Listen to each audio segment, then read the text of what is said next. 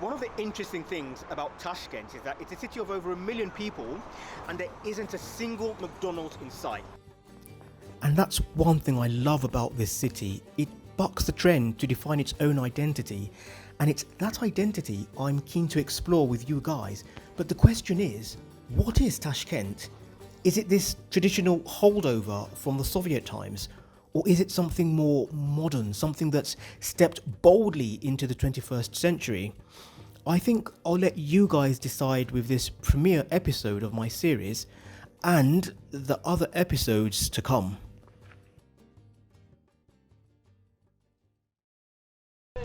We're in the old city, and right at the heart of the old city is the Chorsu Bazaar, which you see behind me. Now, believe it or not, it's actually stood for about 500 years, and it's one of the last places you can see vestiges of traditional Uzbek life in Tashkent today. And I say that because over the decades, more and more of the city of Tashkent has become modernized. This is one of the last truly authentic traditional parts of Tashkent. So we're going to go in, check it out.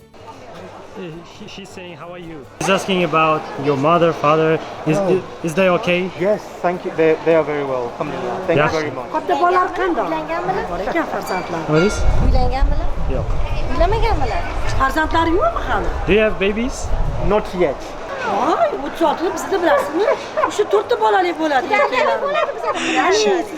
She's to get married and have children, right? Yeah. She's saying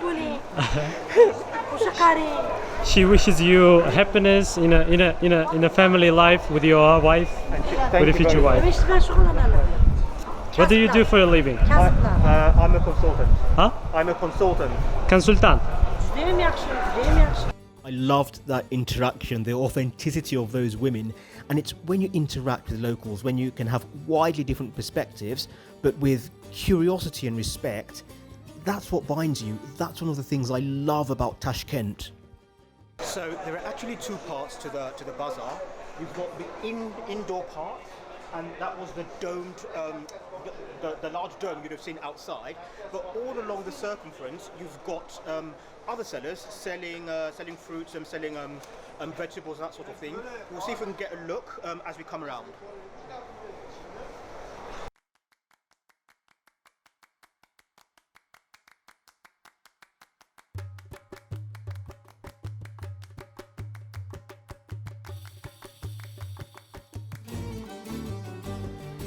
Yes, I want to know where I can get a hat like that. Just outside? Downstairs? Yeah. I think we should go downstairs and look. Hospitality is a staple of Uzbek culture, and nowhere is this more true than in those traditional parts of the city. Bukhara Samarkand, Bukhara, hamma viloyatlarda kelsa bo'ladi. Qashqadaryolarda. There you go. Yes. So wait, and that's it. You just put it on. Yeah. Huh.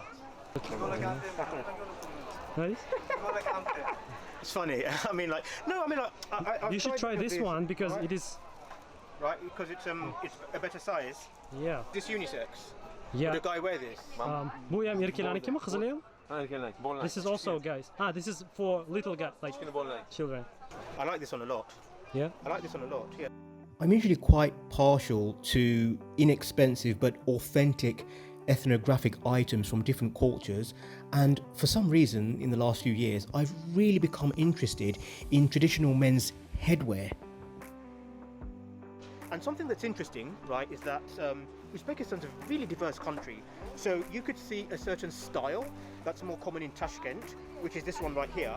But then if you go to Bukhara, you go to Khiva, you go to Samarkand, you go to Andijan, Termiz, each of these distinct regions have these different caps, and I think this one's a steal.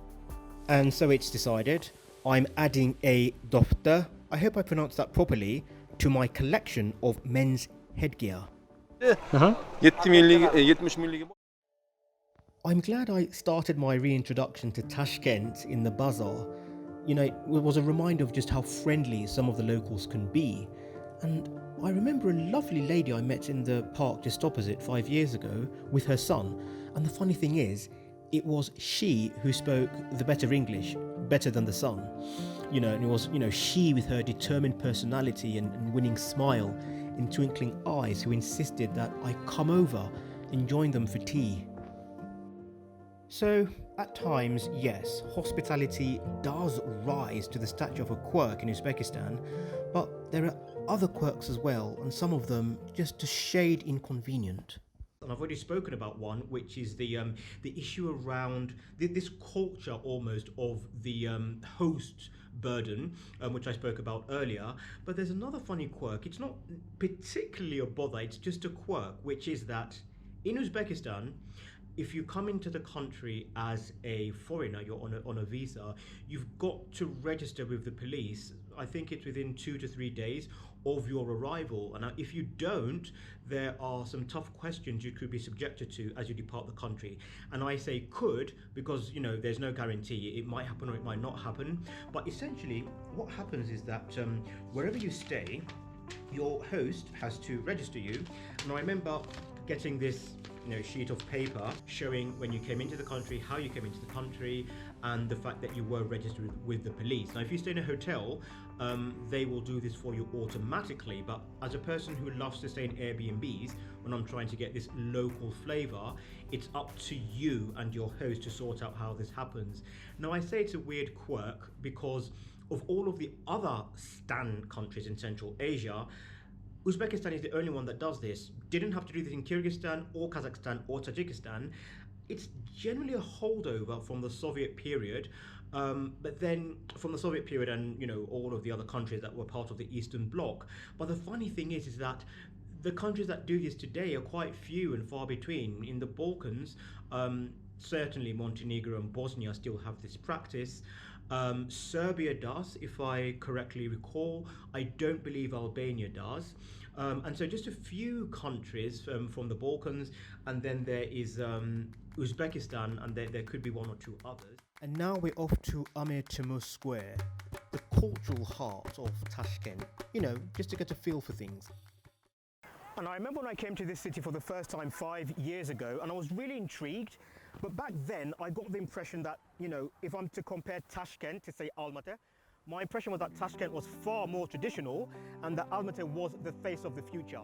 But that was the year the first president of the Republic died, and for whatever reason, the country decided that they were going to step forward into the 21st century. So in that 5-year period alone, the scale of change that I've seen in Tashkent is really staggering. You're seeing far more liberal attitudes. The fact that I can stand here and be filmed on a tripod is testament, to how quickly Uzbekistan is starting to open up. If you go to neighborhoods like Mirabad, you start to see that there is a middle class in this country that's not just becoming more prevalent, but also more visible. And I firmly believe that at this pace, in 2 or 3 more years, it's going to be Tashkent that becomes the face of Central Asia. It's going to be Tashkent that's leading the way for other cities to follow. I do hope you stay with me over the next few days as we go exploring other interesting parts of Tashkent to really give this city a chance and put it right in the same category as places like Samarkand, Bukhara and Khiva. The Minor Mosque on the east bank of the Anho Canal stole my heart when I saw it. It was commissioned in 2014, and its oriental design, spiced liberally with more modern elements, are a classic metaphor for Tashkent, straddling the old and the new. So as an example, we look at this building over here, and this is just one of several construction sites going up. Some of these over the city are new apartment blocks, others are commercial buildings, and it's just a reminder that there's still a lot of potential that Tashkent can find. Sort of in between that, right, you look down this canal, which is quite popular with not just kayakers, and these guys actually own their kayaks, they're that hardcore, but also runners, right? And so we did see a few joggers running up and down the canal as we were standing here, and it just reminds you that there are so many facets to this city. More and more, especially when I think back to 5 years ago, Tashkent just keeps on modernizing. One interesting thing I wanted to call out about this is, and this is me comparing Tashkent to Istanbul. Unlike Istanbul, right, when it's the time for prayer, you can hear the azan anywhere you are in the city. For about 20 minutes, straddling the prayer, you can hear it coming off of this minaret and that minaret. Some of them are off key, some of them are in sync. But in Tashkent, you don't hear that. It's perfect silence. Right, now, one of the interesting things about Tashkent is that it's a city of over 1 million people and there isn't a single McDonald's in sight. For me, that makes Tashkent feel just a bit more authentic than other cities that have been taken over by American brands, other American fast food chains. So what we're going to do to get our fast food fix tonight is check out Maxway. Now there are a few of these outlets around the city and we'll see if their food's any good, all right? So come on, let's take a look. All right, so one of the interesting things about getting fast food in Maxway is that they actually bring the menu to the table. You take the order at the table and they bring the food. So it's actually almost like normal restaurant service, but it's in a fast food joint. So please, could I have just one of this, barbecue, mayonnaise, and the mango. Mango maracuyá. Yes. Okay. Thank you very much. Alright, so the food's come out. They brought it to the table, as I explained earlier, and I'm just going to let you know if it's all that. I'd have to say it's really good wedges, really good chips, but at the end of the day, fast food tastes like fast food wherever you are, and this could very well be McDonald's or Burger King or anything else. The only thing that's different is the brand.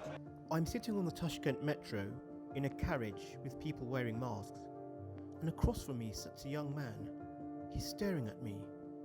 But in a city where I'm usually the only black person around for miles, I'm accustomed to being stared at. A few moments later, I take off my mask to record a selfie update for this very content, and his eyes light up, as though he recognises me. The train stops, and I leave the platform. I observe he's following me, so I turn to him and ask, "I'm sorry, do I know you?" And he takes off his mask and he says, yes, of course." And in that moment, as his eyes light up, I remember him. It was him I met 5 years ago, with his mother in the park, as they urged me to sit with them for tea. He sports a fuller beard, and his English has improved markedly. We exchange pleasantries, and as we prepare to part, I ask him to extend my regards to his mother. At this, he seems unnerved, and I wonder what I've said wrong. "I'm sorry, I cannot," he says with visible pain. "But why?" I asked, befuddled. "My mother, she died 7 months ago," he tells me, "of COVID-19.